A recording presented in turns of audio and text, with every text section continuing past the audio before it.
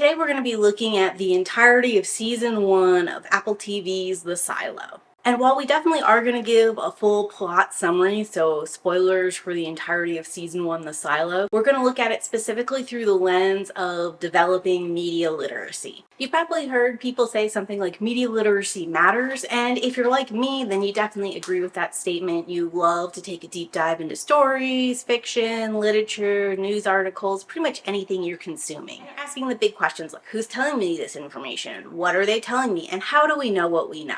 Obviously, I think this is more important when we're talking about non-fiction elements than we are talking about fictional elements, which makes something like The Silo perfect for like a practice review round on finding good tools to pick apart media. And this kind of goes hand in hand with me wondering how you teach media literacy and or practice it if you feel like you want to strengthen those skills. So today we're going to sort of like experimentally try to figure out the best way to do that while also explaining the story of The Silo. So starting with episode 1, Freedom Day. Welcome to The Silo, where the refrain is going to be, we do not know why we are here. We do not know who built the silo. We do not know why everything outside the silo is the way it is. We do not know when it will be safe to go outside. We only know that today is not this day. The central thing we're trying to figure out throughout season 1 and even into season 2 of The Silo, how I know this is important. It's the first thing they tell me in the top of episode 1, which sort of like sets a light bulb on for me to like pay attention to what's going on. But what really cues me into its importance is how often these phrases are repeated. We hear it at the top of episode 1. We hear it in episode 2. We hear parts and pieces of this in almost every single episode we watch of the show, which lets us know these are the big world questions we're trying to piece out. So let's take a deep dive into this phrase, we do not know why we are here. This seems like a little bit of a weird thing to say since the view screens outside show a wasteland. From the viewer perspective, it's pretty clear that there's been some kind of natural or man-made disaster that's forced us underground to survive. Whether or not that first observation is true or a jump of a bunch of conclusions that we've made based off of a couple factors or we've made based off of what we know of dystopian literature, we're yet to find out. But the show wants us to keep asking, why are these people in the silo? Is there other alternative explanations besides what seems like the obvious? And if the obvious thing is true, then what specifically happened? We do not know who built the silo. As a viewer and as someone familiar with dystopian literature, it seems pretty obvious probably forefathers built the silo, probably built it because of whatever's going on topside. But we don't know that with 100% certainty, and we should probably be examining why we think that and if we can trust the data we've collected. We do not know why everything outside the silo is the way it is. Something both viewers and characters can agree on. What we see looks like an uninhabited wasteland, but we have no idea how we got here. Which brings us into we do not know when it will be safe to go outside. A core thing that we come to realize here in season 1 that we're asking is it actually already safe to go outside? If yes, is there someone who's like keeping us in here intentionally for their own whatever purposes?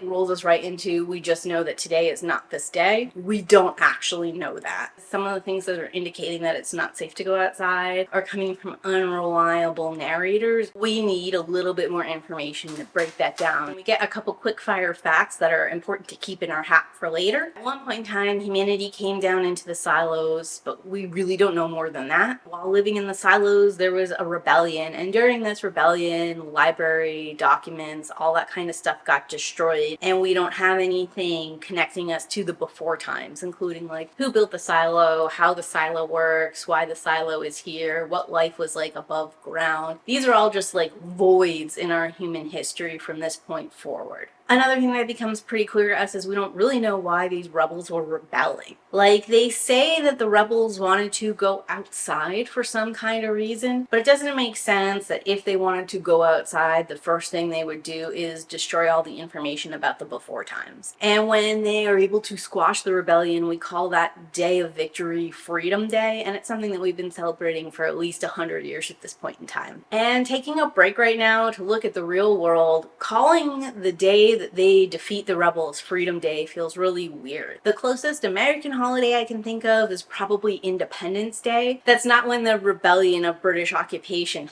started, and it's also not when we defeated Britain. It's specifically the day the Declaration of Independence was signed and the values and ideals that the US decided they wanted to stand for came into existence and became like a ratifying element that founded our country. And the closest the US has to holidays that celebrate wars or victories is going to be stuff like Veterans Day or Memorial Day. And even then, we are celebrating the soldiers and their acts and sacrifices they've made for country versus the actual battle, bloodshed, warfare, or defeat of an enemy. Because it does seem kind of petty to celebrate the defeat of somebody else. Isn't it like, enough, you've won? And on top of that, the name Freedom Day seems really weird. Freedom from the rebels, freedom from the information that got destroyed, freedom from being forced to go outside. Were the rebels going to force people to go outside, or was it just a subgroup of people who wanted to go out? It's all questions that are important to ask when we're talking about like what is really happening in the silo and what has happened in the past. We open up on the sheriff who's putting on his badge. While there, he puts himself in a jail cell and tells the deputy that he wants to go outside. From there, we immediately flash back to 3 years ago where the sheriff and his wife are in like a happy, loving relationship, and they've just gotten their third permission to try for a child. Apparently the first 2 attempts were unsuccessful, and because of Allie's age, this is probably going to be the last time that she and the sheriff are going to attempt to have a child. At first, this seems like a pretty straightforward, like couple relationship, struggling with infertility kind of story, except there's this whole conspiracy element introduced by this older fertility counselor named Gloria. She manages to meet up with Allie, and she turns on the water because they're listening, and she tells her that they will never let her have a kid because she asks too many questions. As one might imagine, this obviously shakes Allie up. She talks to him about this, and he kind of like shuts down this idea right away, states that why would anyone do that, and this is like really dangerous thinking. Instead of sort of like actually relieving Allie's fears, it just lets Allie know that this isn't something her and her husband can talk about together. It also introduces us to the concept of judicial. We sort of thought like the sheriff was the guy who was doing all the law stuff, but we find out that judicial isn't just like a judge system that hears all the evidence of crimes like it is in our world. They also have an arm that's like out there actively listening and apprehending suspects and making them like disappear without like much evidence or trial or understanding on anyone else's part. So now Allie is working her IT job. She tries to put out like some information about how to recover files, and her boss Bernard comes in and tells her that's classified information, not anyone is allowed to know it, and he pulled it off the server, which sort of puts in our mind that we know there's a lot of information being withheld. Later, Allie gets an IT service request that makes her meet up with this guy George. Now George has an illegal artifact which they call relics from before the rebellion, possibly from the founding of the silo. It's a hard drive, and he knows there's information on it, but he hasn't been able to recover it. Allie knows this is a relic. She knows they should turn it into judicial. She knows she shouldn't help. But at the same time, that innate curiosity that has her open to the idea that they might not want her to have children, she should be able to help people recover information, that more knowledge for more people is a better thing, pushes her into helping George open the file up and recover the information. And at first, when she successfully opens the library directory in this hard drive, she gets scared and runs away. But after meeting with Gloria and realizing there's something else going on to the silo, something that's keeping her and her husband from happiness, she wants to know all the secrets and comes back to George, and they start looking through the files. And the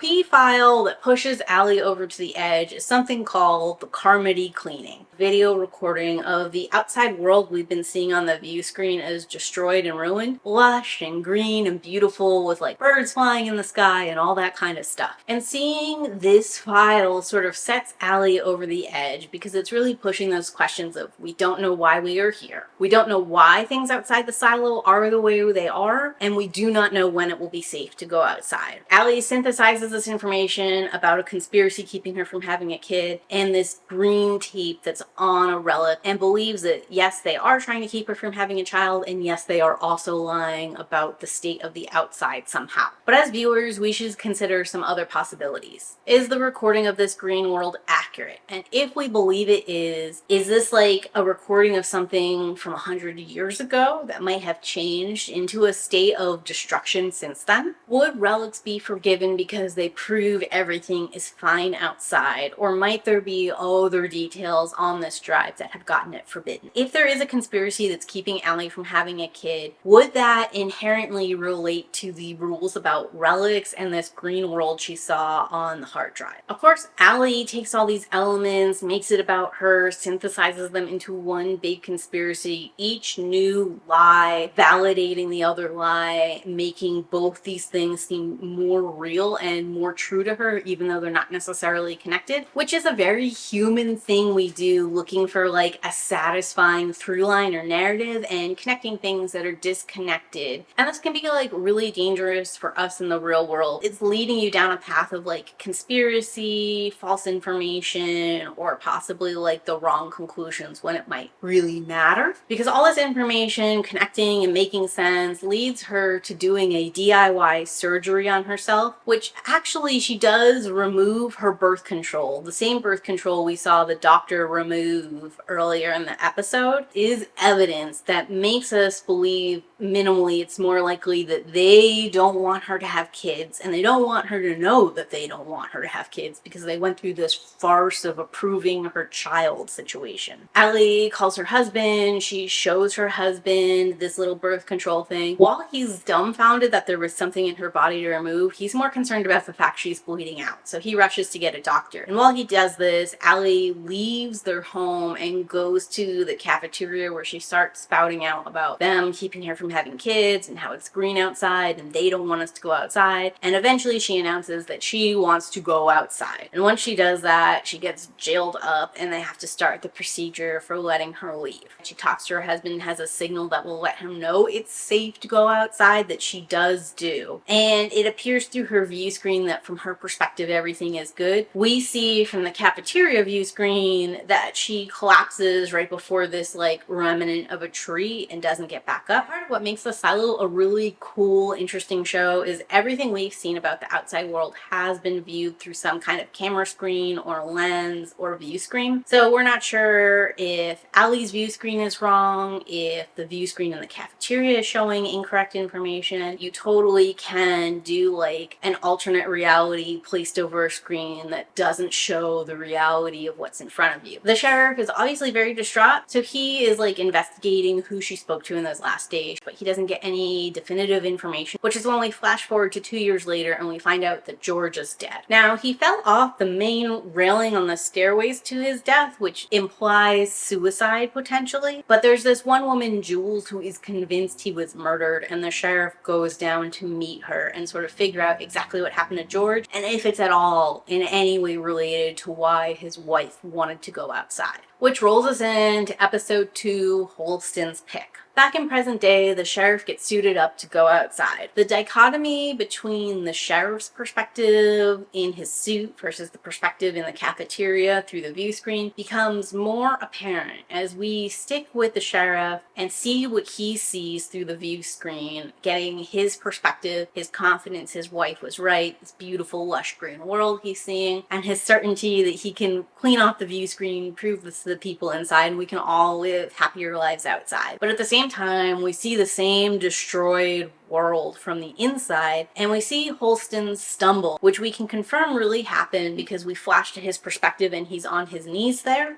He takes his helmet off, which is the first time anybody in this world has ever done that, but we don't ever get to see what he saw with his own eyes. He crawls to his wife's body, and from the view screen inside, it looks like he collapses. It's not super satisfying because we don't really know what we just saw or what really happened. At this juncture, we flash back to 3 months ago when the sheriff goes down to investigate George's murder and actually meets Jules for the first time. And Jules explains that she is confident George was murdered because the last time she saw him, he told her he had something he wanted to show her, and that's not something who's planning to end it all does. The relationship between the sheriff and Jules is really like standoffish, and the two of them are kind of trying to feel each other out, figure out what their ultimate goal is or whose side they're on. And it takes this time to point out to us how important little details are. Jules announces that the sheriff knew they were in an unsanctioned relationship because of the tan line on George's wrist matched the watch that Jules is now wearing, which lets us know that both the sheriff and Jules pay attention to little details and are able to solve things quickly with very limited information.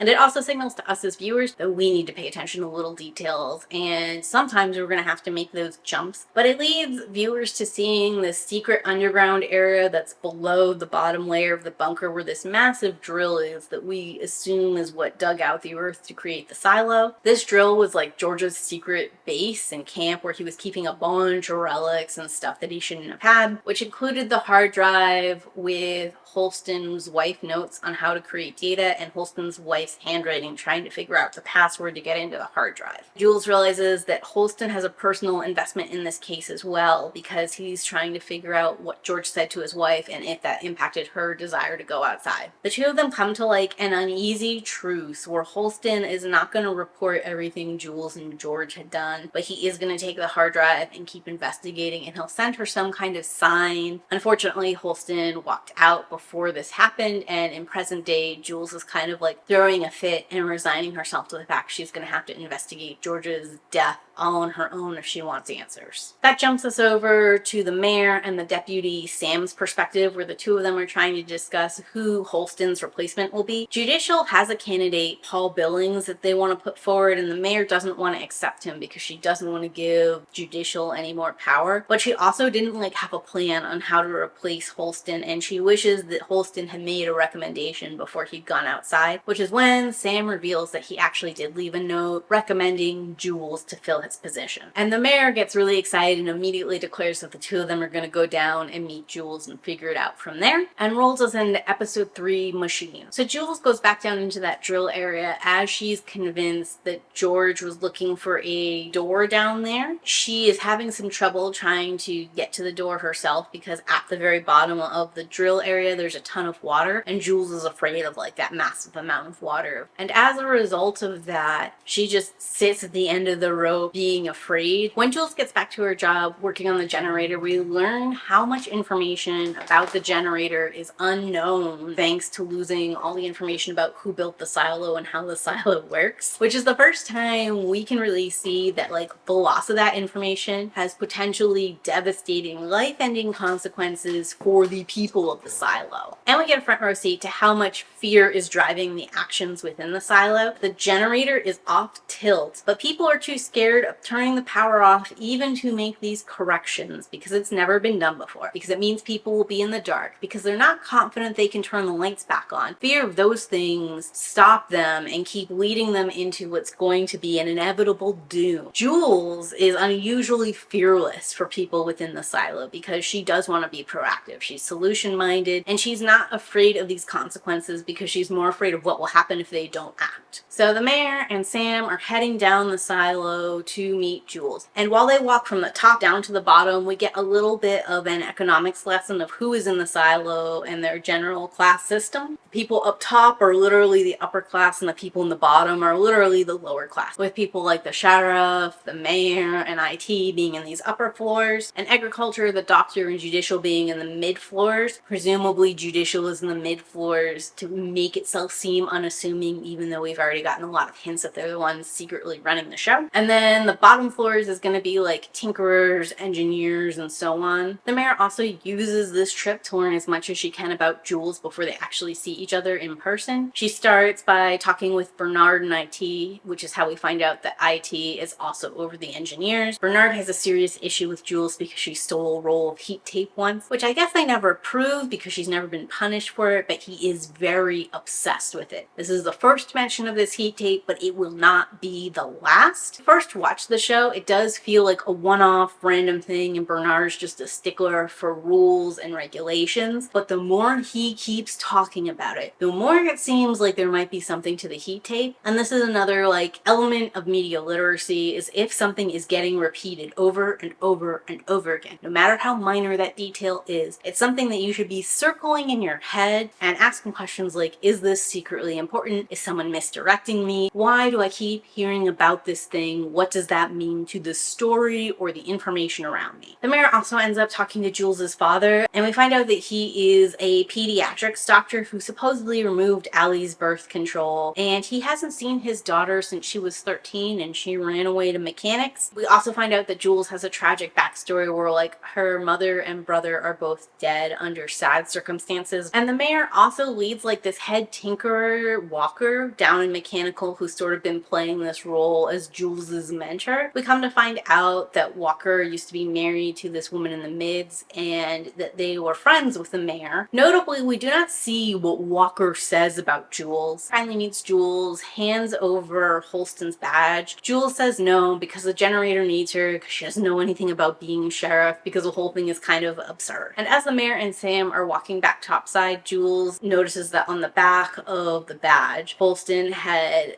sketched in the word truth, and she realizes that the position as sheriff and this badge is the sign that he found something about George's murder. So she runs back up to the mayor, says that she accepts the position after all under one condition, that they shut down the generator, let her make the repairs, and then she can go be sheriff. The mayor agrees to these terms, which leads us into a montage of turning off the generator, the power shutting down, and mechanical fixing it. Story-wise, we don't get a ton from this montage, except when they turn the power off, for a brief minute, the view screens in the cafeteria flash a green world from the Carmody cleaning, which a lot of people witness, but they never talk about. Whatever this hard drive relic is, at least some of the information is on the servers that are running the silo. And it does make us wonder whether or not there's like a filter over what we're seeing on the view screen that dropped before the picture went out, or if this picture comes up as part of a reboot sequence that happened before everything shut down. Either way, the outside situation is more and more suspicious all the time. Mechanical does successfully fix the generator, and for Jules to do that, she has to go into this like steam area and cool it down with a hose. And because the hose is like dripping water, she faces her fear of drowning that we saw in the whole door situation earlier, which I guess is a great character arc, but the scene in and of itself is actually pretty frustrating to me. If the steam is as hot as implied, her going in like that should have like melted her face and her skin off being that close to it. And even if for some reason the extreme heat there didn't do it on its own, as soon as she put the cold water of the hose on it and the steam came out at her, that should have been burn city all over her body. The little bit of water that doesn't turn into steam and go up like this while it's cooling everything down and it's like piling up in her ankles should also be like burning her feet and her shoes and stuff. Presumably eventually enough of the water will come up and it will be cool enough that it won't be burning her, but at least for a little bit when it's like at her ankle length and stuff, I would assume that water would be giving her severe burns. So that whole sequence is perhaps the least realistic thing we see in the silo. After the successful generator repair, the mayor signs the paperwork that will make Jules sheriff, and Jules starts heading up to the top levels. Sam and the mayor have a moment, and then the mayor dies of rat poisoning right away.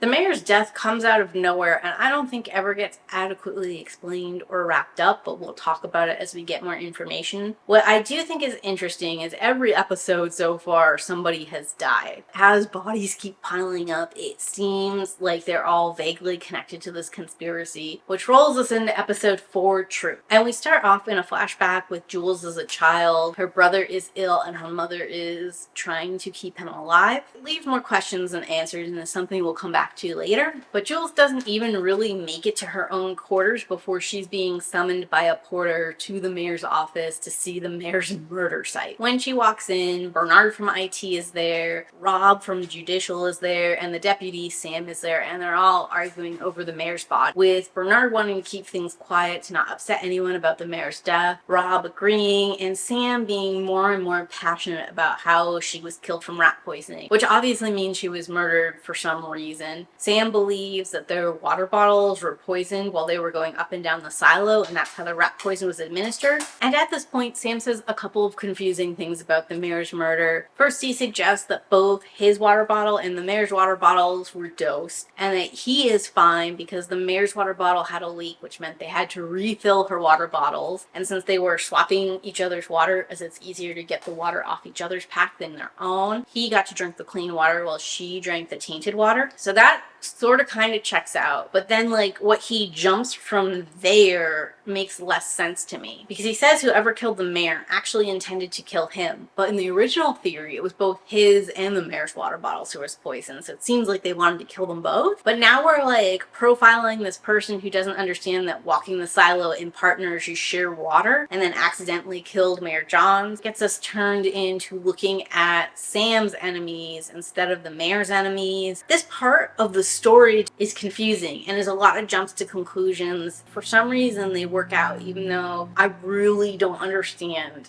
what the actual working theory is between the mayor's death. Because Sam is so worked up, Rob says that he will compile a list of suspects who would have had access to his and the mayor's water in the mid-levels, and who also would have had some kind of grudge against Sam, and then Sam can quietly investigate that while they sort of plan for the mayor's ceremonial burial. And that's more or less when Bernard interrupts the conversation and acknowledges Jules. From this, we find out that Bernard is going to become the mayor pro tempo until we can have some kind of voting that'll put someone else in office, possibly. He's going to honor the mayor's last wishes and put Jules in as the official sheriff as soon as he's sworn in. Which drops us into another flashback of Jules at 13. Her dad is talking to her, insists that she has to go do things alone, including gathering up all of their stuff and bringing it to recycling all on her own. It widens this already existing rift between the two of them to a point where it doesn't seem like the two of them can ever reconcile, and 13-year-old Jules ends up running away down to mechanical, forging a signature to stay there as an apprentice. Present day, we see Jules walk into the cafeteria and meet with Lucas. He becomes a minor character later on. This is where he starts off. Then Bernard meets Jules at her home, swears her in as mayor.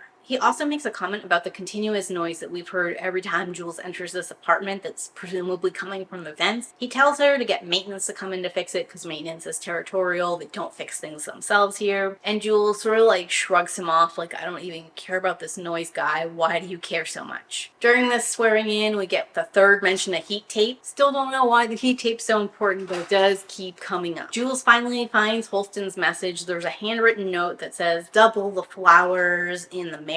This becomes important later, and it also plays back into a scene we saw at the beginning of episode 1 where Holston is dropping a huge bouquet of flowers in front of the mirror. She gets a message on the radio that Sam is there messing things up, so she has to rush down to intervene with Sam, kind of like attacking this one guy, and eventually leads her to meeting up with this other guy, Kennedy, where he is looking for the wife, and we find out the wife is dead. Sam's insistence that he is here looking for the truth of Mayor John's murder, the word truth here being the key word that sort of sets Jules off, makes her trust him and like open up more and try to like recruit him for some kind of partnership where she can find the murderer for George and he'll help her find the murderer for the mayor. Sam doesn't necessarily agree or disagree, but it looks like he's more inclined to hang out with Jules than not, which is when we get Sam back in his apartment. Rob comes in to talk to him and offers him the paperwork to sign to like overthrow Jules as the sheriff and put Billings in instead. And Sam says that he kind of wants to hold off on that because he figures Jules will sort of like burn out on her own and he wants to give her the chance to do that, which signals to us that Sam is going to be an ally for Jules. Then we go over to Jules's perspective. Her and Lucas are officially introduced. There's some awkward flirting, but there's also some information about how Lucas is an IT. He's smart, he's bookish, he's studying something outside. And again, this like signals to Jules that he's one of these inquiring people looking for some kind of like larger world truth and trying to get it through various observations. Sam gets back to his place again. He is attacked. Notably, the viewers get to see the attacker's face, so we know who ends up killing him, even though Jules and no one else around us does. Then Jules goes back to Holston's apartment, finally figures out that that noise in the vent is actually Holston's way of signaling to her there's something in them, finds the file with all of the information that he got about George's death. Rolling us into episode 5. 5, Janitor's Boy. Jules ends up going to Sam's murder scene. Here she meets Paul Billings, the original pick for sheriff, who's now the deputy sheriff. Jules notices that Mayor John's drawing has been ripped off the wall, and as everyone else leaves the room, she searches Sam's body and finds like the notes that Judicial gave him of a list of people who are possible candidates for Mayor John's murder. And the circled one is Doris, who we know is dead, but apparently Judicial doesn't know about that. Again, we're in a meeting with Bernard, Billings, Rob, and Jules, where Bernard wants to cover up both murders. He wants to say that Walk in the Silo was too much for the old people and they both died. And while he's trying to do damage control, Jules sort of sarcastically says, why don't we bury them both together and conserve resources? But Bernard picks up on that and runs with it. Do a whole like forbidden romance story on it, get people talking about that instead of talking about the possibility the two of them were murdered. And this is when we get some of the first information about Billings, who kind of like interrupts and says you can't do that unless their relationship was sanctioned, and he like references the pact. And even though Bernard dismisses him, this gives us an opportunity to realize Billings is super rule oriented. Rob suggests a forgiveness day and Bernard shuts him down. Instead, they're gonna do a race to the top and the winner is gonna get a Mayor John's award or whatever. Then Bernard establishes that Jules basically doesn't know any of the rules of the pact, and that's going to be hugely problematic in her role as sheriff, trying to enforce the rules or trying to get evidence and policy and procedure. Then after the funeral, Sandy, the assistant to the sheriff's office, comes in and demands that Jules find out the truth about Sam's murder. Again, that keyword truth makes Jules feel more invested in Sandy's situation, even though they've had an adversarial relationship to this point. And Sandy offers help, assuming that she's able to figure out who actually killed Sam, instead of accepting whatever patsy Judicial puts down there to make this case wrap up and go away quickly. Jules goes after her suspects, and Sandy makes her take Billings because he knows the pact, so he'll make sure that rules and procedure are followed, so whatever evidence they collect will be valid, and then the charges they make will stick. They investigate one guy together before Jules sends Billings to go have lunch with his significant other while she takes a break herself. But actually, she doubles back to Kennedy's location, breaks into there, and searches the home illegally. In there, she finds women's clothes, which alerts us that something is wrong since we know Kennedy lives alone. His wife is dead. We also find the rat poison and the missing picture of Mayor John's. We know that Judicial isn't aware Doris is dead. We know that Judicial sent Sam out after Kennedy. And we know now that Kennedy doesn't live there anymore, but the evidence is still in that house, which makes Jules believe that this is the person they've chosen to frame for Sam's death. Meanwhile, Billings goes to report to Rob and Judicial, and here we see that Sam's actual murderer is sitting next to Rob. Presumably, Billings and Rob continue to talk, but we don't see what they discuss. Back up at the sheriff's office, Jules is there. Billings admits to being at Judicial and says that he got some information from them from the listeners, or the friends of the silo, as they like to be called. And these are like anonymous people who don't technically exist, who are just here to report information to Judicial. He gives this random name of Ralph Melby. Jules stands up and tells Sandy she wants a warrant for Kennedy and then for Rob Melby, which has Billings being like really outraged. Jules doesn't really pay any attention to any of this. She rushes down. That swaps us over to following Trumbull, who we now know is Sam's murderer, and he is acting as Judicial, trying to break down the door to Kennedy's place. Jules catches up to him, lets him know that Kennedy doesn't live there anymore, and that the evidence that he planted in there is null and void. So Trumbull runs from her, and Jules chases. When Jules finally catches up to him, they struggle, and he's able to like throw her over the railing, but she's like holding on. Since the race to the top is happening right now, there is a bunch of people who are watching the staircase, and it doesn't take very long for them to notice. And the Society of the Silo intervenes, chasing Trumbull away, pulling Jules up, and saving her life. Meanwhile,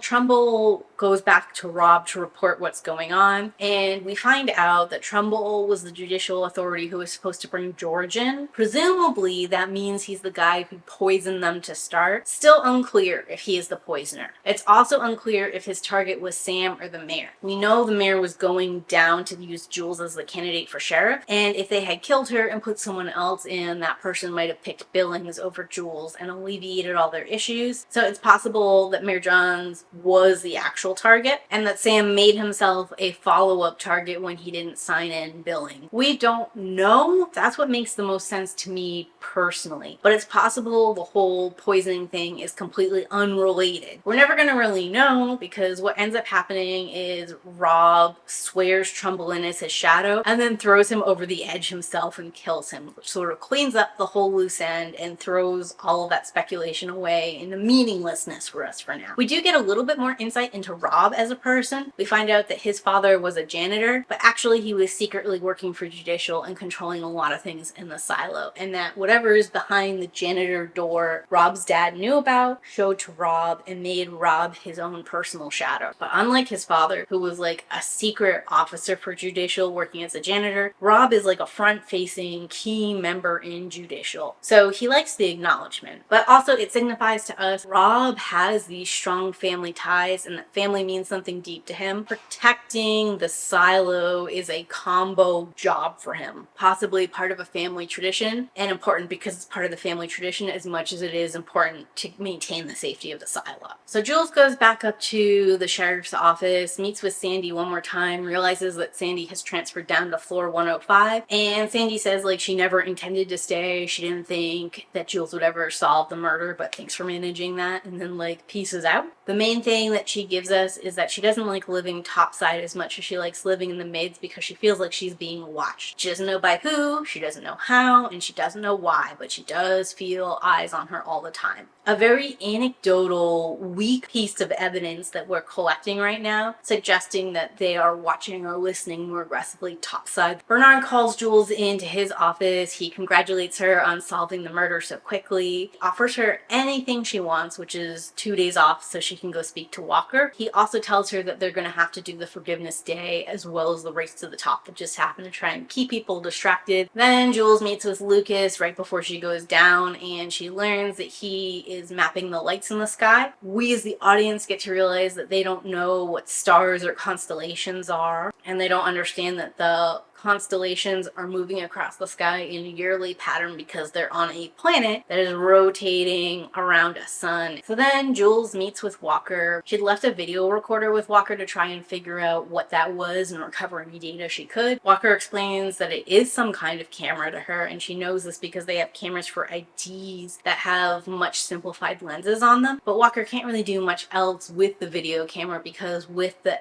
ability they have to magnify things, she can't really get in there and look at it. And that's when we learn the Pact has a law against magnification past a certain level, and Jules already really knew this very well because her mother made this magnifier that went much further. There's also a rule that's mentioned where they can't mechanize how they get up and down the silo, not even with a pulley system. This doesn't play into season 1, but since they mention it, we should be marking that off as something we're looking for in season 2. Walker kind of asks her what she's going to do next since they don't want her investigating George's murder. Jules says that she's going to plant evidence, and from that she's going to force them to reopen the case so that she can look at things more closely. Okay guys, we are halfway through the season, so let's take a minute and recap the main thesis elements of the silo. We do not know why we are here. Jules has become a fish out of water in the upper levels, but we actually do know why she's there and what her goal is. She wants to figure out who killed George. We also get a glimpse into Rob, and we're trying to figure out exactly why he's here. We know that for him, this is partially a family legacy thing. We don't really know exactly what Rob knows though, and we don't know where he's placed in the organization. It seems like because he has this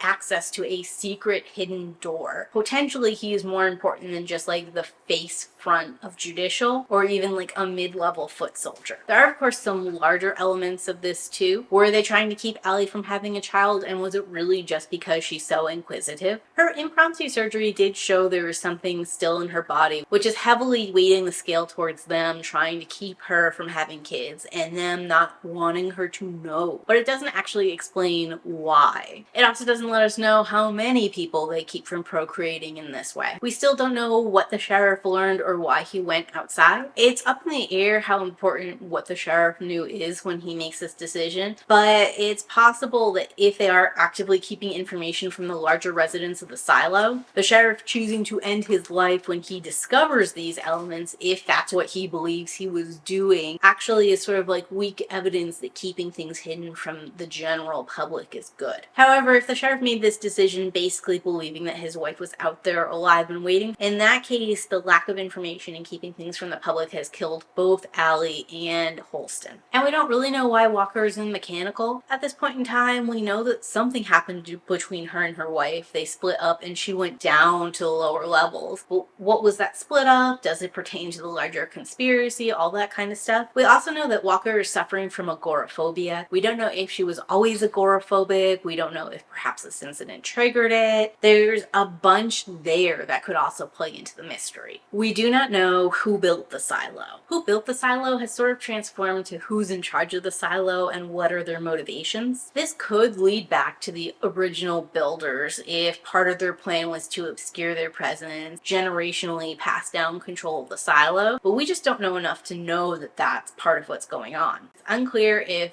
the mayor or judicial or some kind of shadow figure is truly in charge of this silo. We don't know if Trumbull poisoned the water, and even if Trumbull did poison the water, we don't know if his target was the mayor or Sam or both of them. We also don't know if the mayor or Sam's murders tie into this larger conspiracy, or if this is some kind of petty revenge because they wouldn't swear Billings in as sheriff. We don't know why it was so important for judicial to take over the sheriff role at this juncture, since presumably until now the sheriff has been autonomous from judicial. There are so many open possibilities about who killed these people and why, and they all pertain to like who is really in charge, and that leads us to Meadows, who's the judge of judicial. We don't really know how important she is to the story, if she's the figurehead. All that's very up in the air. And of course there's Bernard, who it seems like was head of IT and thrown into pro tempo mayor, but the society structure here where the IT person becomes the mayor pro tempo is kind of weird. We don't know why everything outside the silo is the way it is. I mean, this is very true, specifically for the people within the silo. They don't know about birds, they don't know about stars, they don't know about constellation or planetary rotation. And as viewers, we don't really know at this juncture whether we're on Earth or we're like on some faraway planet. We don't know if the atmosphere was ever viable within this world. And even what we do know within the silo is pretty limited, because we know that at one point in time they had more sophisticated technology similar to ours, and there are a bunch of rules in the pact that prohibit us from getting that information back or maintaining it. They don't even know how the engine works. And it seems like they might not know about video at all and just have a very basic understanding of camera photography. We do not know when it will be safe to go outside. That seems more true now than it was at the beginning. It's still up in the air what happened to Allie and the sheriff to me. Because we have only seen this through various people's view screens, I don't know for certain if they were alive or dead. And even if they are dead, I don't really know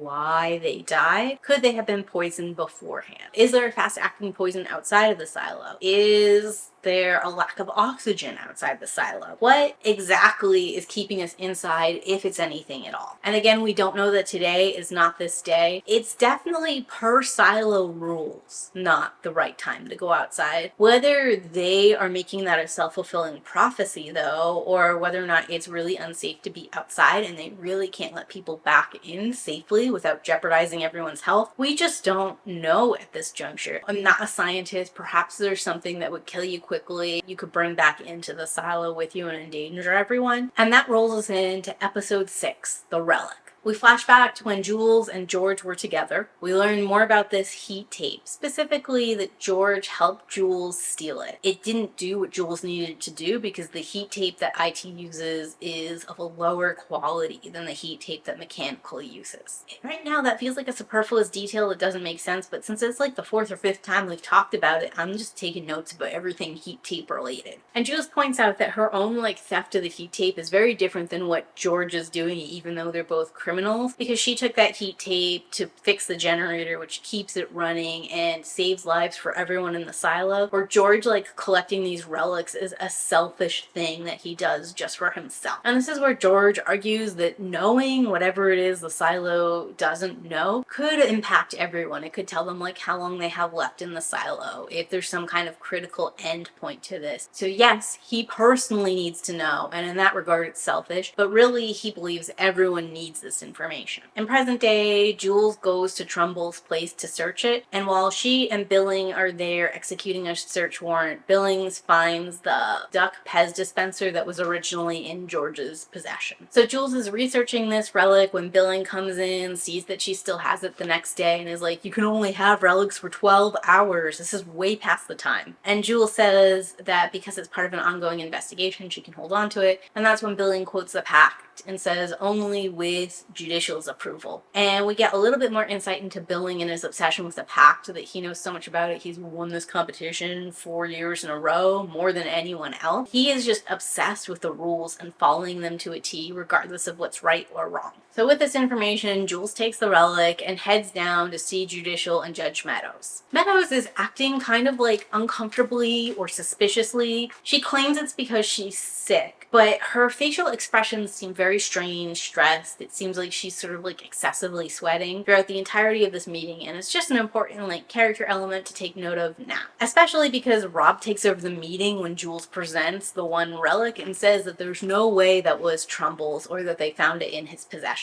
And Jules kind of like snarks back at him, just like, you knew Trumbull so well, there's no way he could have tried to kill the deputy and then tried to kill me. Rob finally relents, saying that as today is for Forgiveness Day, investigating the relics now is kind of like an ideal time, and the overall goal is to get as many of these relics collected as possible. So finding what's out there, seeing if any of them are connected to George or Sam or anything else, is probably for the good of the silo. So Jules and Billings start by going to Kennedy, and Kennedy eventually agrees to give up one name. From there we flash over to Rob's perspective, and he has the Pez dispenser again and is looking it up. We get a bunch of information on the computer screen, but also in like this secret red book, and the last person they knew of who had this dispenser was actually George. So then Jules and Billings meet this woman Regina, and we come to find out that Regina was the ex-girlfriend of George, and that George was using her to acquire relics for him while he was living on this floor. There's a lot of back and forth going on here. Part of it is like Jules trying to figure out about George's ex that she knew nothing about, and that keeps being very insistent that George used her and that George was using Jules as well and would have eventually discarded her in a similar manner. But Regina also brings up some interesting points about relics at this juncture, because she is acquiring all these old-timey things and she's acquiring them under the guise of like her large family. And Billings asks why she never came to anyone with these relics to see whether or not they were illegal. And she's like, well, to do that, I'd have to go down to the sheriff and admit that I have these things that might be illegal. There was no way for me to verify if I was doing a crime or not without incriminating myself. We can see that like the secrecy around relics has made people very scared and made them more vulnerable to doing crimes, because they can't even confirm whether or not what they're doing is a crime. Jules and Billings return to the sheriff's office, and Rob is there waiting for them with Bernard. And he accuses Jules of planting evidence saying that the Pez dispenser was last with George, and she knew George had access to his relics, so she took it and planted it. And Jules sort of like deflects, saying that Billings found it there in the apartment, not her. Before things can continue to heat up, Bernard inserts himself and asks whether or not Trumbull was the one running George's investigation, which apparently is top secret classified information you're not even allowed to ask, let alone ever find out. But Bernard says, hypothetically, if Trumbull was running George's investigation, is it possible he stumbled across this relic and just thought it was a curio and took it home? And while Rob doesn't answer, Bernard's like, yeah, so we're all dealing in hypotheticals. Everyone had access to this stuff. Why don't you get the hell out of here unless you have actual proof of actual wrongdoing? So after Bernard and Rob leaves, Billings knows something's up, because he knows that Jules had a more intense relationship than she's letting on with George, and accuses her of planting the information ahead of time and then making him find it, which implicates him in a large larger conspiracy and puts him, his wife, and his child in danger. So now he's like pushing to know what's really going on and what the true larger goal is, and Jules keeps holding back. She doesn't feed him everything, but she does let him know that she does want to investigate George's murder and she really needs to know what happened to George. Which Billings sort of like gives her a bone, saying that since the relics are related to George, technically they can reopen the case legally. Jules flashbacks on a moment she had between her and George where she asks him what he's really looking for, like what's his biggest fear in this relics mission he's on. And George says, what if everything we know, everything we've been told is a lie? And then we flash forward to the present day and we realize that Jules is questioning everything she knew or felt about George and their relationship and wondering if all of that was a lie. In this crisis of faith, Jules calls Walker, says she's coming home, but Walker encourages her to stay there because it wasn't just about her doing this for the man she loved. It was about her doing this because it was the right thing to do and that knowing the truth mattered to Jules just because he's. This inspires Jules to go back to confront Regina. Finds out it's not just all the questioning Regina's been through. It's not just Judicial who come during the day and are fairly polite. There is this shadow secret man who came to her at night, asked her questions, and told her for every question she refused to answer, 2 people she loved would be harmed. Which is how she's sort of become like this scared, quiet, shut in. And we learned that she had this hard drive for a while. She wouldn't give George the hard drive, and eventually she ended up trading it because George had a relic from his mother that she wanted. Gives Jules the relic that she's been holding on to all the time. It is a book that's like a kid's travel guide to Georgia. It has a ton of pictures of the outside and the world before whatever this disaster was. Jules is looking at it in her own apartment, and that's when we zoom out. The mirror, which was being covered by the flowers, the vase has been removed, view is unobstructed, and there is a camera behind that mirror. There's a whole room of people watching Jules call for Rob to come and see what's going on. Which rolls us right into episode 7, the Flamekeepers. We open with Gloria dreaming of a beach and like this imaginary family. As this fades away, we realize that Gloria is being drugged and like being kept in some kind of like old people's home against her will. Jules is in her apartment and like connects the dots that the names in the book are related to various people in George's life, one of them being Gloria. She sees that the vase that held the plants gone and the flowers are on the side next to the mirror. All she knows from this right now is that someone else has been in her apartment, but she doesn't know about the cameras or the viewing yet, even with Holston's note about doubling the flowers in front of the mirror. So Jules goes to see Gloria and basically bullies her way into the room and tries to take her out on a walk so the 2 of them can talk in private. So Gloria says a couple things that sort of let Jules know that she's probably seen the Georgia book before. Unfortunately, this is when Jules learns that Gloria's being held there on Judge Meadows' orders and no one is allowed to let her out. Later, Jules meets with Bernard and he reveals that Judge Meadows threatened him if he keeps protecting Jules from Judicial. So Bernard is searching for something to wall her in and keep her controlled so that both his position and Jules' position can be preserved. Jules mentions that she might have just a thing with an active investigation she's working on. Bernard presses for details and Jules says that she can't reveal any details on an ongoing investigation. So Bernard warns her whatever she's doing, she better hurry because otherwise both of them are going to get sacked. This drives Jules to confronting Judge Meadows at her home where she has a cold. When she brings the food in, she sees that Judge Meadows is really like concerned and anxious and sort of evasive. She mentions a mysterious they, and at one point in time she even starts to cry a little bit. So Jules believes her and thinks that possibly whatever is going on is even above Judge Meadows. So Jules goes to her father's home to try and enlist him to waking Gloria up despite the rule against it. So they sneak Gloria out of the nursing home into pediatric. Apparently they don't listen there, which kind of makes sense because I'd hear a lot of baby crying if they were listening into pediatric all the time. They successfully are able to clean Gloria's system, and then she does a huge info dump for us. She says that she and a bunch of other people in the silo are part of the rebel organization called the Flamekeepers. They lived on past the rebellion, generation to generation, passing down these relics and a goal of remembering the time before the silo. But this mysterious they don't want them to remember about the time before the silo, and they don't want the Flamekeepers to continue, so they've been keeping them from getting pregnant slowly over time to weed them out. Gloria is one of the many people who suffered from this, and she identifies Jules's father as someone who was keeping her her from getting pregnant. Since Gloria wasn't going to have any children to pass her relics on to, she gave that Georgia book to George's mom, and apparently George's mom gave it to George once they got to her. Gloria makes an offhanded comment about how she's surprised that Jules's mom was allowed to have kids, as they don't usually let inquisitive people have children. George's mom and Jules's mom have been working together on the magnifying glass. George's mom was also part of the Flamekeepers, but Jules's mom was not. Gloria goes on to imply that Jules's mom's death was also intentional on their part. And Gloria says some other things like they're always listening, they're always watching, and they're drugging the water to make people forget. So Jules goes out to confront her father about the secretly keeping people from being pregnant, and also potentially about how her mom died. Her dad confirms the pregnancy stuff, and he confirms that Gloria was one of them, that he never knew why, and he never asked because asking questions was dangerous. He denies any involvement on the mom's death and doesn't think that they had anything to do with it either. Meanwhile, Judicial has been tracking Jules ever since they saw her with the Georgia book, but they lost sight of her when she was in pediatric because they don't have any listeners or viewing cameras there. Meanwhile, Judicial has been tracking Jules ever since they saw that she had this Georgia book, and unfortunately they lost track of her when she was in pediatric. They pick her location back up when she wheels Gloria back to the nursing home. She and Gloria are having a conversation where Gloria mentions that Sheriff Holston came to visit her while she was here and ended up putting flowers in front of her mirror, and she notes that the flowers are now gone. Jogs Jules' memory about the note for doubling flowers and about the missing flowers in front of her mirror too, and she realizes that people are probably viewing them through the mirror. She puts up a blanket over it, knows that the sheriff must have been in here for some reason, checks the vent, and finds the hard drive along with Allie's instructions. She also realizes that covering the mirror gives her a very limited window of time because they have probably already seen her do these other things and they are probably tracking her. So she hightails it out of there, leaving Gloria on her own. And some questions we have to ask yourself is, do we think that Gloria is trustworthy and that all the information she's giving is accurate? Stuff we can't corroborate right now. The whole Flamekeeper story, which honestly feels pretty far-fetched. After all, we're about 100 years out from the rebellion. Them being able to hold on to relics that long, them having 2, maybe 3 generations in between the original rebels and these current present-day ones, feels like shaky ground to me. Especially if the victors of whatever this rebellion was have been actually trying to keep people from having children if they're connected to the rebellion. It just feels like very shaky ground that there were or are Flamekeepers. Additionally, the fact that the Flamekeepers' only goal was to remember the above ground versus like actually wanting to go back outside immediately is a conflicting story, and if all you want to do is remember it, it seems odd that the silo needs them to forget. The chemicals in the water. While this might explain why no one has mentioned the green lush world they saw when the generator shut down, also opens up a whole bunch of questions like what kind of chemical in the water? You forget specific information. It feels like there's other parts of that have to go along, and that potentially the chemicals in the water are completely uncorroborated by anything except Gloria, which how would Gloria even know there were chemicals in the water? That part feels very conspiracy theory and not true, but we'll have to see as the seasons go on. Which rolls us into episode 8, Hannah.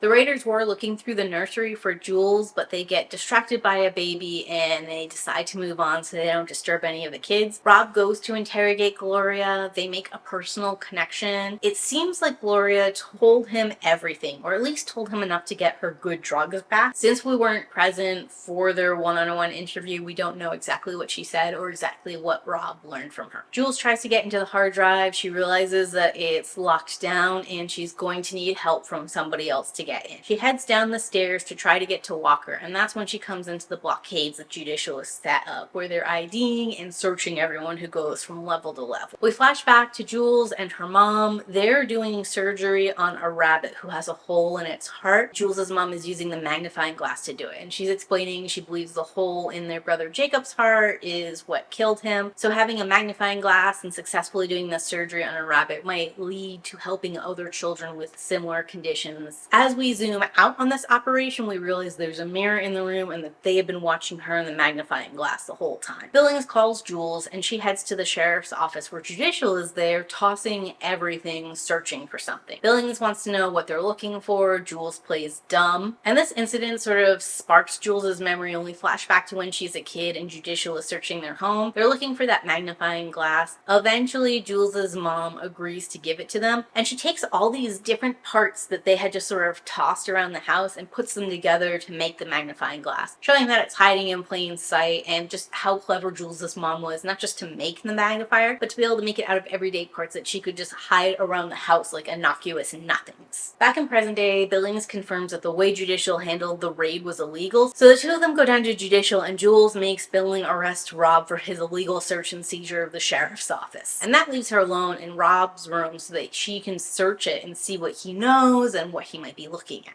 She eventually finds 3 hidden files. First name Shirley Campbell. This is one of Jules's friends down in engineering. I haven't spoken about her because she's not relevant in this story, but I do believe her name drop here in the files means she's going to be a primary person in season 2. Next file is Walker's, which again indicates to me that whatever broke her and her wife up, drove her down to mechanical, and may or may not have sparked her agoraphobia, is related to the secret of the silo and whatever Judicial is tracking. And then lastly is Jules' mom, Hannah. So then Jules goes to visit her dad after she's seen Hannah's file. She lets him know that she now believes him, that he didn't tell Judicial, and she knows how Judicial found out without anyone spilling. They have a great heartfelt reconciliation moment. It doesn't necessarily further the plot in any kind of meaningful way, except that it possibly spreads the information about this conspiracy to more groups, and perhaps turns more people against whatever shadow authority of the silo is in charge. Since Jules can't leave that one floor with the hard drive, she takes it and sends a note to Lucas to meet her in the sheriff's. She says they have 5 minutes before Judicial gets there, reveals the hard drive, and asks how she can get in. From there, Lucas lets her know that only authorized personnel can do that. So like the sheriff from the sheriff's computer, from a judicial computer, possibly from the mayor's computer. Jules asks for more help. Lucas really doesn't want anything to do with it because it's illegal and a relic and yada yada.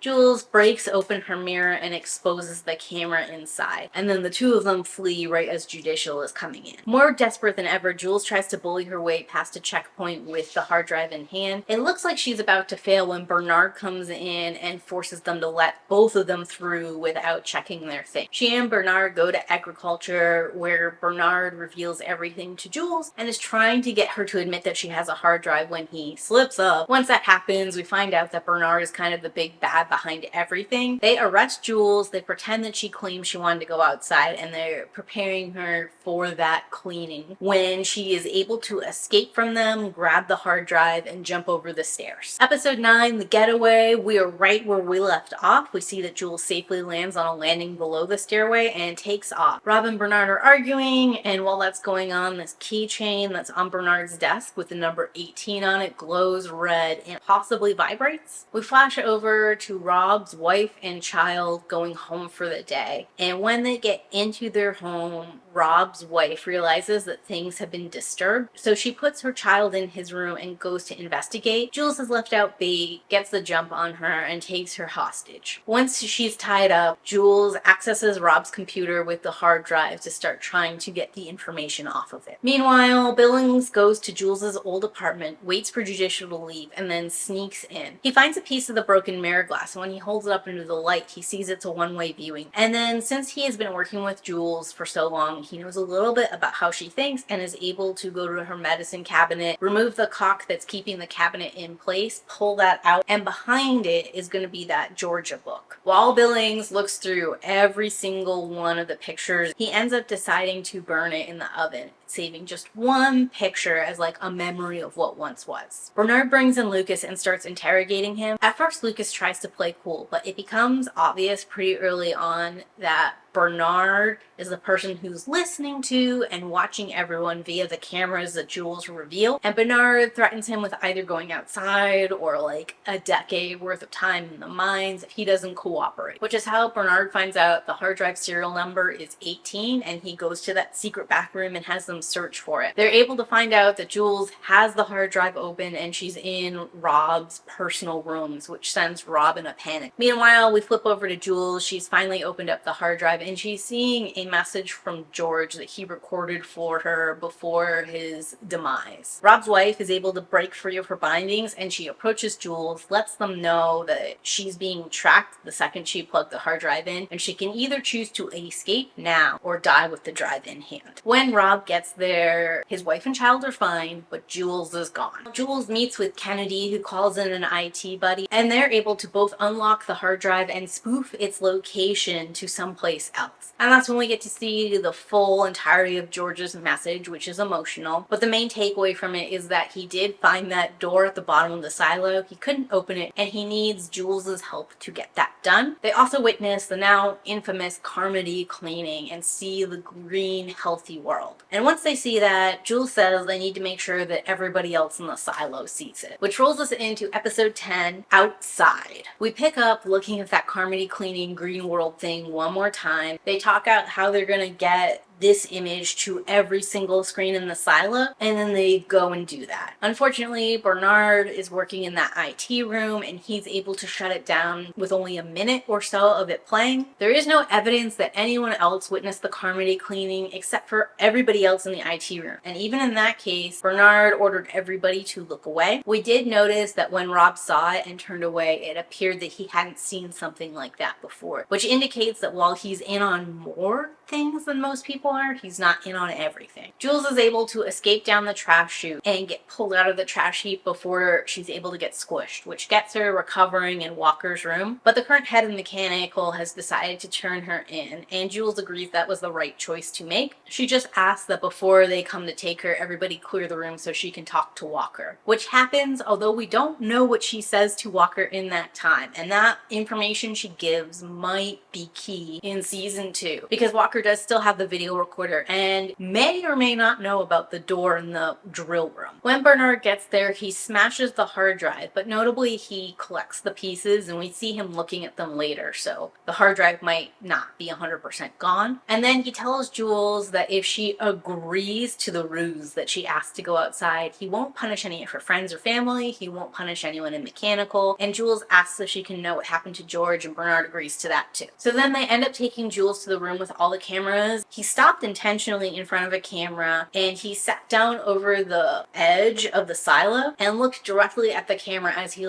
plummeted to his own death rather than being taken in and tortured and questioned by judicial. Meanwhile, Walker decides to leave her apartment for the first time ever and speak to her estranged wife, specifically about the heat tape and how the heat tape that IT uses, the same heat tape that goes around the people who go outside, is built specifically to fail. And she gets the good heat tape from mechanical that she makes swapped with the bad heat tape so that Jules' suit will have more time. Bernard also decides to talk to Jules before the end, and in it Jules reveals about the door, and based off of Bernard's facial expression, we might be able to assume that Bernard didn't know there was a door at the bottom of the silo. We find out that Billings is going to be the next sheriff. Rob reveals that he knows Billings has the syndrome and he's using that as leverage to keep Billings under judicial's thumb, especially since Billings has proven to be more inquisitive and potentially on the fence than I think they originally believed. So that brings us out to Jules's cleaning. She does go outside, and like everybody else so far, she sees the beautiful green world in her visor screen. But unlike everybody else, she's seen that Carmody cleaning at least twice, and in both those times they saw the birds fly across the screen. So when she sees the exact same pattern of birds flying across her screen while outside, she realizes that this is an illusion. And to signal that to everybody else, instead of cleaning the view screen monitor, she ends up dropping the wool symbolically in front of it. Bernard starts to get upset, saying she knows, and Rob is next to him and says knows what. So again, he doesn't know about the Carmody cleaning situation. And Bernard's like, it doesn't even matter, she's gonna be dead soon. Jules does trip over the old Sheriff Holston's body, which is when she's down on the ground and realizes that there are things in front of her that she can't see or perceive in her view screen. She leaves the sheriff's pin on top of his body, and then she gets up and walks over the ridge, which causes a huge panic for Bernard, and he goes to some kind of room with his glowing 18 keychain that's really a key. Meanwhile, we go over to Jules's point of view, and as she goes over the ridge, like the AR that's in front of her view screen starts to fall away and she gets to see things as they really are. It appears that like desolate, destroyed world is true. And we pan out and we see that there are a bunch of silos and a ruined skyline in the background. So, what do we know at the end of season 1? As pertains to we do not know why we are here, we do know now that something catastrophic must have happened outside. And whatever's happening outside, a bad seal on the suit leads to people who go outside dying quickly. Whatever happened is still happening. My personal money is on a lack of oxygen because whatever environmental or man-made catastrophe happened seems to have destroyed all plant life, which suggests to me that there's not anything making enough oxygen out in the world up top, and it's that lack of oxygen that kills people when the seal in the suit is bad. I feel like there's more of a question at the end of the season is why are we in this silo specifically, and why is this silo not doing more to monitor the situation outside? Next, we do not know who built the silo. Now that we know there are many silos and they seem to be all right next to each other, we have a little bit better idea of who might have built them. It's got to be somebody with a lot of resources and sway, which is sort of indicating a government project. Though it could just be a very well-funded billionaire too. We have a couple new questions. The most obvious one is, are the silos connection? Is the door at the bottom of the drill room with the tunnel going out an interconnected situation? And are the silos in contact with one another? Does Bernard know about the other silos? Or do the other silos know about each other and just this one has fallen off the grid? And of course then there's like, what is it like in the other silos? I mean, is this like a Fallout scenario where each silo has its own kind of like experiment going on? Is there like a dedicated research silo and a leadership silo, and this is like just a general pop silo? And two, it's asking a couple questions of like, was Bernard aware of what Jules would find outside? Whose directions is Bernard following? Is it somebody else in another silo? Is it just like these rules handed down from the founders he follows without questions? Is there an artificial intelligence? All things we're looking for more on in season 2.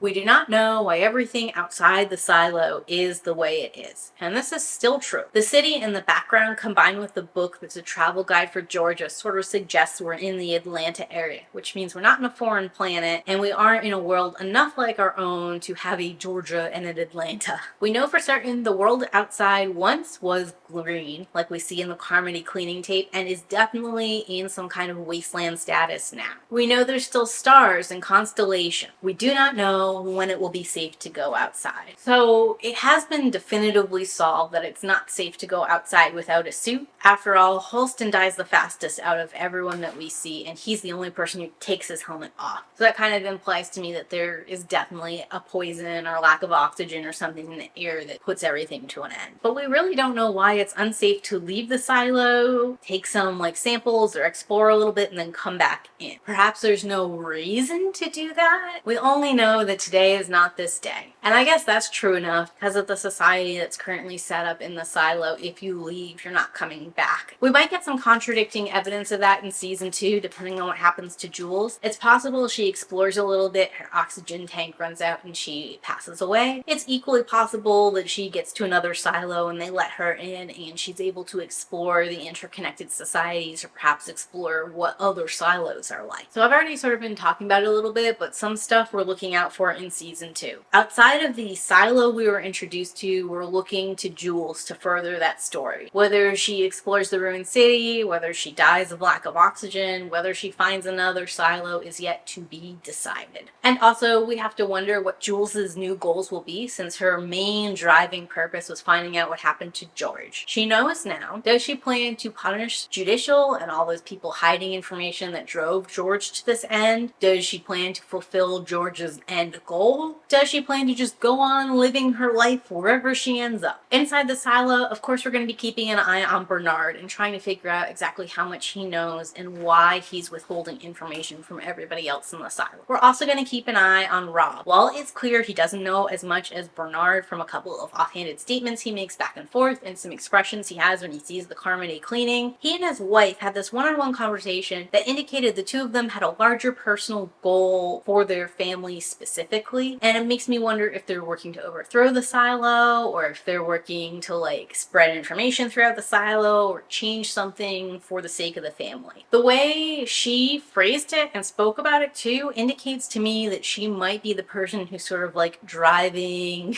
a lot of this like plan, even if she's using Rob to kind of push the agenda forward. Also wondering what Billings' role is going to be. As head sheriff, he could follow Holston and Jules's example and continue to be working for the truth and the good of the silo, yada yada yada. Unlike these two characters though, he does have a whole family, like a wife and a child at home to consider. Perhaps this is going to hold him back and make him more of a pawn or quiet observer. I'm keeping an eye on Walker and Shirley Campbell. I'm sort of seeing them as potentially the people taking up Jules's mantle and purpose within the silo, of like uncovering these core truths and trying to spread the message to the general population. After all, Jules might have told Walker something that'll help them on this plan, and Walker has the video camera as well as a built-in radio that makes her able to listen to a bunch of different things going on within the silo. Shirley is easily able to go down to the drill area if they need to go down there. She also has like that same mechanical experience that might help her figure out how to open the door, and she's really mad about what happened to Jules, as well as equally inquisitive and maybe has a secret past we don't know yet, hidden in those judicial files, all of which could be fun to explore and see here in season 2. I'm also keeping an eye on Lucas. At the very end of season 10, he ends up being sentenced to 10 years in the mines for quote-unquote helping Jules with a hard drive. Since he has that IT experience, since he's going to be down in those bottom floors by mechanical, since he's already being punished and really has nothing else to lose, it's entirely possible that he joins Shirley and Walker in this campaign for knowledge or justice. He might even do it as like a revenge or a get back at Bernard kind of thing. And I think he could be a key linchpin in this plan because he does have that IT experience, while Shirley and Walker only know the mechanical side of things. And we also know from season 1 that Allie and her IT experience is sort of what kicked off George's whole method of discovery. Most notably, the picture of a clean and healthy Earth comes from a recording that's labeled the Carmody cleaning. Cleanings in this world usually mean they send someone outside to die. At the time that Carmody went out to do this cleaning, the world was still healthy, lush, and green. So that makes me wonder, was cleaning just part of the tasks of the silo to keep it going? Presumably, they get this information about the Carmody cleaning from the view screen of the person who was out there doing the cleaning. And right now, the silo doesn't have Wi-Fi capabilities, so someone either had to go out and get that manually, or perhaps at one point in time they had Wi-Fi, and that's another thing they've lost. So I think the truth about exactly what cleaning meant at the time the Carmody cleaning happened, and then the events surrounding that, like, is Carmody the first person to die and like the first indication something toxic is in the air, or was this like just a lighthearted something in the last time we had a lush green world? I don't know, but I feel like details around this one recording is still going to be key, especially because this is a view that we saw 4 or 5 times throughout season 1, and it's something that's like locked into the hard drive. It's something we've chosen to show people when they go out to clean. Its emphasis is what makes it feel like it's important. And that moves me into the media literacy side of things. If you get one takeaway from this breakdown of Silo, it should be to ask, what do we know?